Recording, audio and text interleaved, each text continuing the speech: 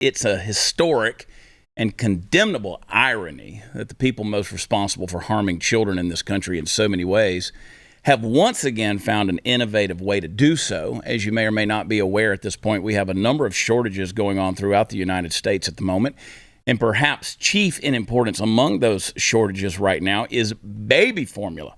Now, this is a bigger problem than it might seem like on the surface, because there's a lot of kids out there who desperately need it. Some babies can't thrive on breast milk. Some mothers can't breastfeed. There's a whole host of reasons, but formula is incredibly important, and unfortunately right now it's running very low.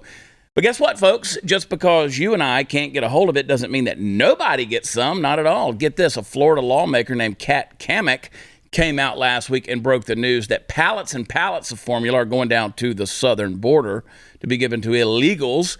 Now, my head didn't explode the first time I read that, only because I wear a cowboy hat, but I can tell you that my blood started boiling. It really did. It pissed me off, because I don't know what the hell's wrong with these people. It's like every morning, every member of the Biden administration gets together and tries to determine what's the dumbest, most anti-American thing they can do, and then they commit to doing that very thing. Cammack commented, and I happen to agree, this is what America last looks like. Now, let's explore this concept for just a minute, because I want you to understand in no way do I think that babies down at the border don't deserve some formula. I have no doubt that the left is going to spin this that way if the story breaks big enough for it to really make a splash in the media. Conservatives, they're going to say they hate migrant children. They want them to starve to death. It's going to run something like that. And the answer is a resounding no from me.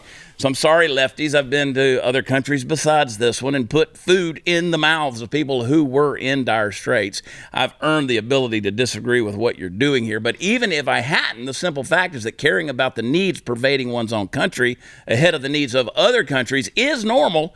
And you're going to have to pay really close attention to get this. Listen up, lefties. It's even a sympathetic gesture in the direction of those less fortunate from the other lands, and here's why.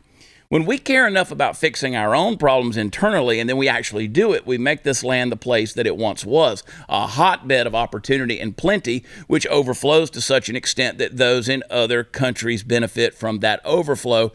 This coming out of our collective cup. You've heard me say many times, the light that shines the farthest away shines the brightest right at home. That's how it works, folks. You can't start externally and move inward. On a more personal note, let me say this. When November comes around, folks, there's an awful lot of things that I want you to remember as you move your happy ass through the voting line towards that magnificent ballot kiosk. Maybe chief among them is how the government, your government, not only didn't do a dadgum thing to prevent or fix a shortage on food that is vital to our youngest and most vulnerable members of the population, but in fact, they went above and beyond in the effort to toss up the middle finger at those kids by giving their food to other children from elsewhere. I got a feeling the reckoning is coming. We're working on a new... lack of better terms, a little comedy troupe. We're doing some sketch videos and stuff like that and putting some stuff out there.